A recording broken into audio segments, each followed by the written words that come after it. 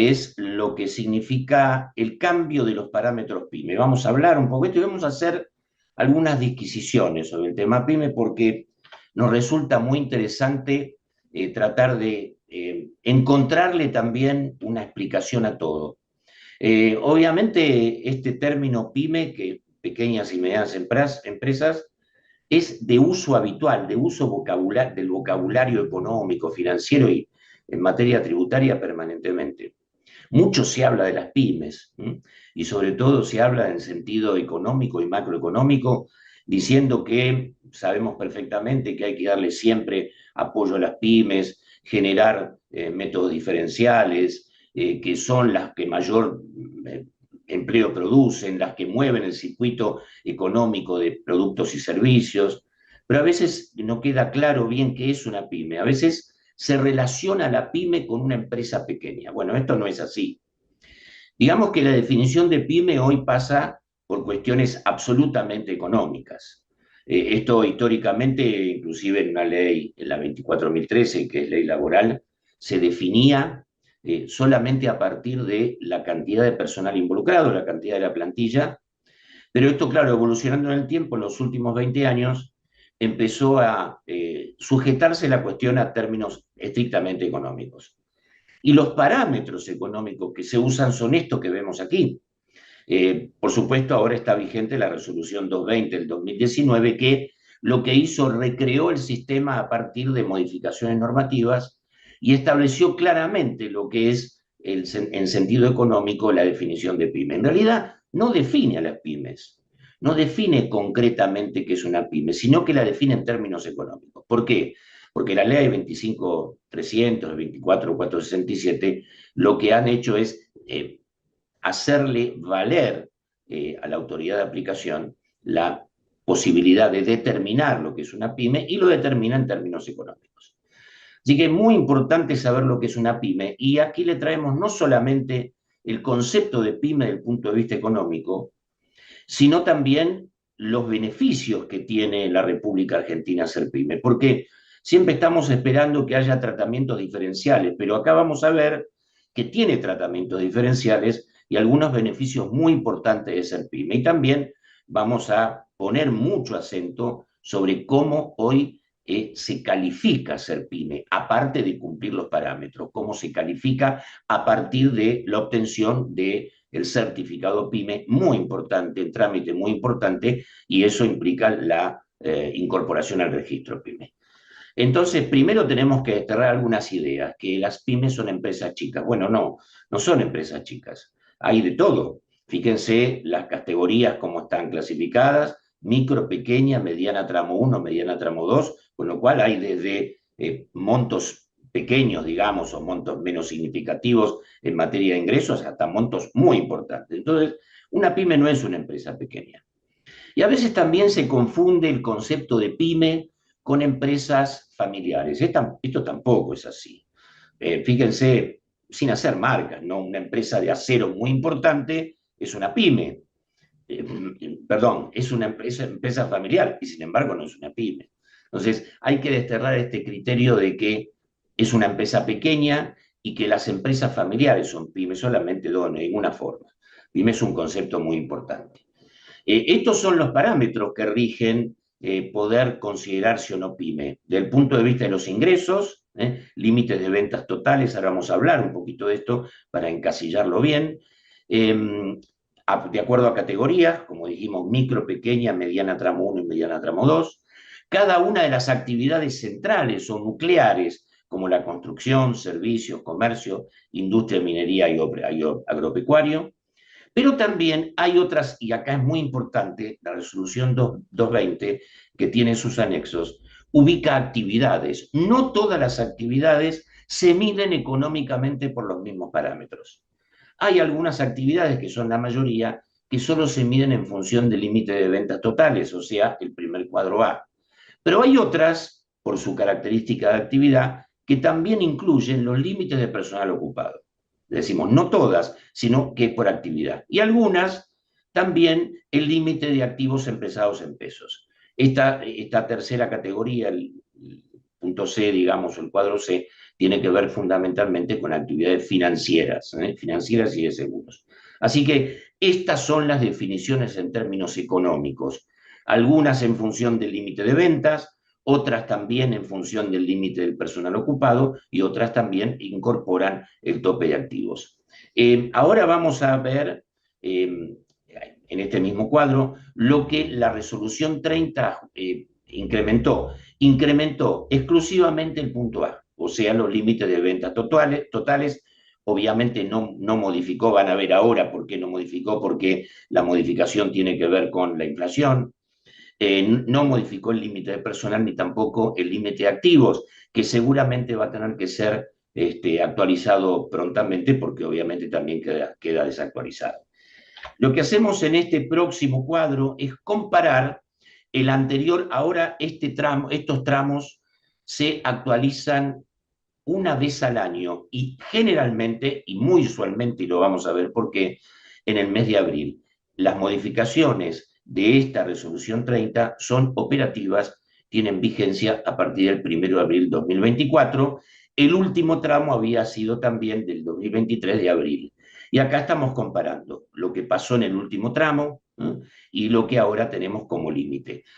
Para que se den una idea, la actualización de los montos es igual para todos los casos y es más o menos un 148%, que es que es lo que ha sufrido el IPC en el último año. Así que se actualiza una vez al año y ahora se están actualizando en función del IPC. Este cuadro es para ver fundamentalmente cuál ha sido la evolución en materia de lo que es actualización. Y vamos a ver ahora los temas que tienen que ver con los efectos importantes de estas actualizaciones o de lo que significa ser pyme en general. El tema más importante, o digamos el tema más conflictivo, por así llamarle, es lo que se refiere al nivel contributivo, o sea, a la alícuota de contribuciones patronales, la mayor o la menor. Saben ustedes que hay dos alícuotas, una general o menor del 18% y una incrementada o mayor del 20,40%, y para que aquellos que califican como pymes puedan tener la posibilidad de la alícuota menor, deben cumplir obviamente los requisitos. Ahora, el requisito importante, ya dijimos en la mayoría de las actividades, es el nivel de ingresos. Ahora, ¿cómo se toma ese nivel de ingresos? Primero se recuerdan ustedes que hubo conflictos muy importantes en virtud del decreto 814, en donde incluso el Estado, la FIP como autoridad de aplicación, se apegaba a tomar como valor un parámetro que era del año 2001 y que era 48 millones. Esto generó durante 20 años una disputa muy importante que terminó siendo resuelta por la Cámara Federal de la Seguridad Social, con una cantidad importante de fallos diciendo que obviamente había que considerar los montos actualizados por la autoridad de aplicación.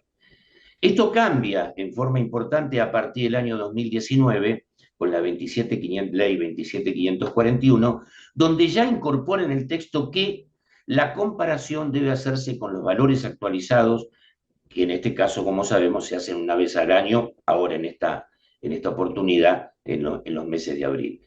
Entonces, sí, es muy claro que a partir del 2019, este tema de la comparabilidad siempre es con los parámetros actualizados por la autoridad de aplicación, que por ejemplo, en este caso, a partir de abril son los que vimos en la pantalla anterior.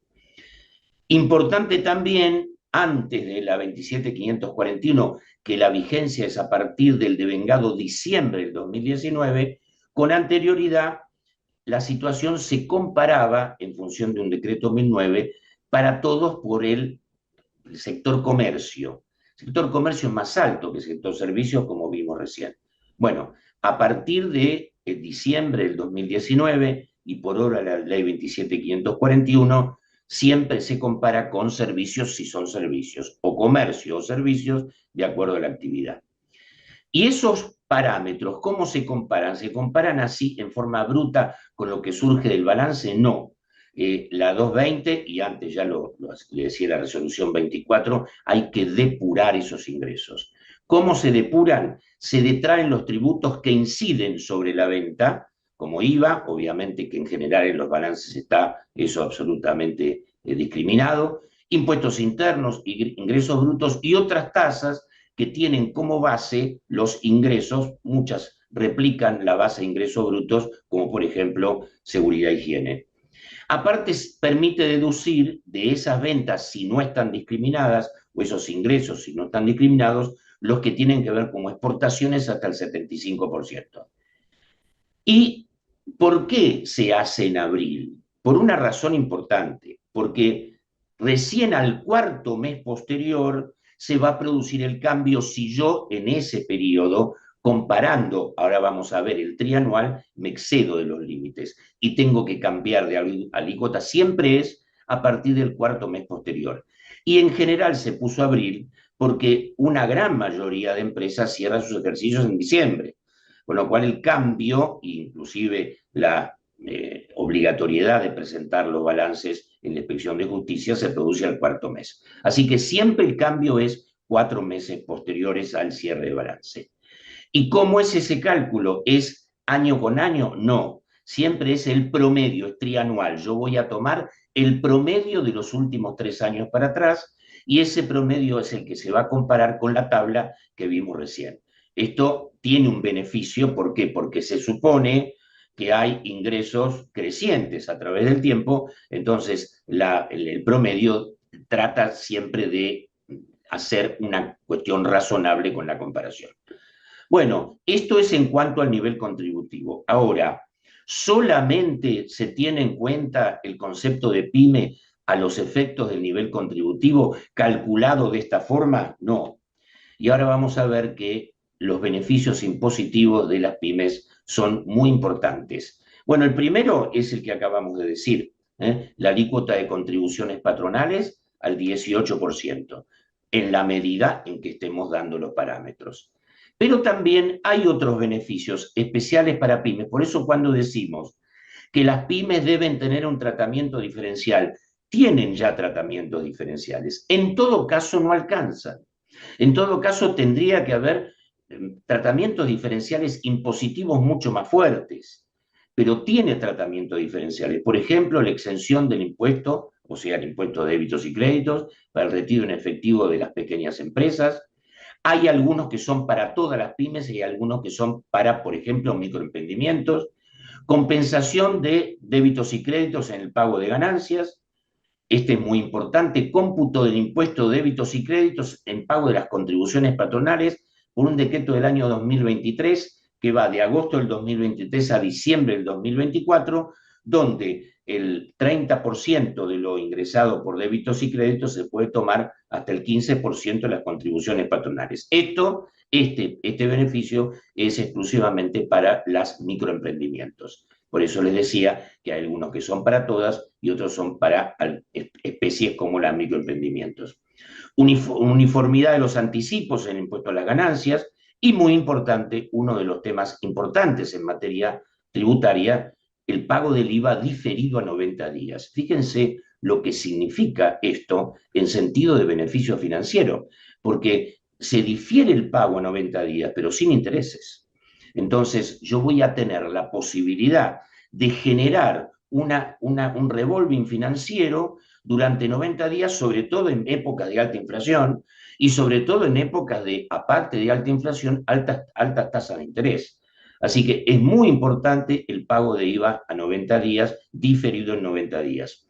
Bueno, y también hay muchos beneficios respecto de exclusión de retenciones y percepciones, simplificación para pedir los certificados de no retención, reducción de retenciones para microempresas, saldos a favor, prioridad para la tramitación de la percepción, exención de los reembolsos. Todo esto está dentro de la página de la Secretaría de Comercio, muy claramente identificado, exclusión del régimen de IVA, de retención de IVA y ganancias, derechos de exportación, incentivos para fabricantes de capital y en algunos casos también baja de impuestos internos por expendio de cerveza artesanal, o sea, una actividad en especial. Todos estos son beneficios. Entonces, es importante conocerlos porque es importante saber si yo soy una pyme. Ahora, como yo les decía anteriormente, independientemente de los parámetros que tenemos que cumplir y que son los que detallamos en la primera pantalla. Muy importante, para ser pyme necesariamente hay que obtener el certificado pyme y tiene que estar vigente. Esto también tiene un anclaje muy importante en otra normativa que tiene que ver con regímenes de facilidad de pago, por ejemplo, moratorias, en donde hay tratamientos diferenciales para la pyme, pero siempre y cuando el certificado esté obtenido y esté vigente. Entonces, es importantísimo para acreditar la posibilidad de ser pyme, tener el certificado, lo que también incorpora a la pyme en el registro. Así que tenemos que entender muy claramente que el certificado PYME es una pieza fundamental para gozar de los beneficios PYME. Se ingresa a la página, esto es muy importante, ¿por qué? Porque ¿quién lo otorga el certificado? Lo otorga el Ministerio de Economía a través de la Secretaría de Comercio e Industria. Pero ¿dónde se gestiona? Se gestiona a partir de la página de la FIP. Entonces, se ingresa a la página de la FIP con quit y clave fiscal, se da de alta el servicio PYME solicitud de categorización, se debe ingresar opción nuevo o, en todo caso, si es renovación, porque es primera vez o renovación, y se manifiesta la intención de entrar al registro PYME o para renovar o para tener la posibilidad de obtenerlo por primera vez. En la misma pantalla se debe corroborar que los datos registrales son correctos, tanto de IVA, ganancias como empleador. Se debe corroborar que los ingresos de los 3 últimos periodos fiscales cerrados, porque vieron que está el tema de lo que significa, bueno, el cómputo trianual. Y se presenta y la categorización es obtenida o es comunicada por el domicilio fiscal electrónico. En algunos casos se pregunta qué pasa si este trámite no es autorizado, si de alguna forma, por alguna razón de falta de cumplimiento de requisitos, entonces recibo una notificación negativa donde se me dice que no puedo tener la posibilidad del certificado. Bueno, esto no sabemos bien categóricamente si es un acto administrativo, pero en todo caso sí, siempre el contribuyente tiene la posibilidad de defenderse, de ejercer el derecho de defensa, con lo cual, en el caso de negatoria, se hará una presentación digital, para que se explique la razón por la cual no se otorga o no se concede el certificado MIPYME. Si esta contestación es una contestación muy simple, en algunos casos se hace por un mail el domicilio fiscal, bueno, entonces tendré que ir con la posibilidad de recurrir directamente al Ministerio de Economía a través de la TAD para ver la posibilidad de que se otorgue o por lo menos que se explique la razón concreta por la cual no se otorga. Bueno, en esto quisimos no solamente darles el panorama de lo que ha significado el incremento de los montos a través de la resolución 30, sino también un poco el encuadre de lo que es ser PYME y la importancia del punto de vista de los beneficios y la importancia de registrar correctamente la situación para obtener el certificado. Bueno, yo con esto termino este primer tema. Ahora vamos a...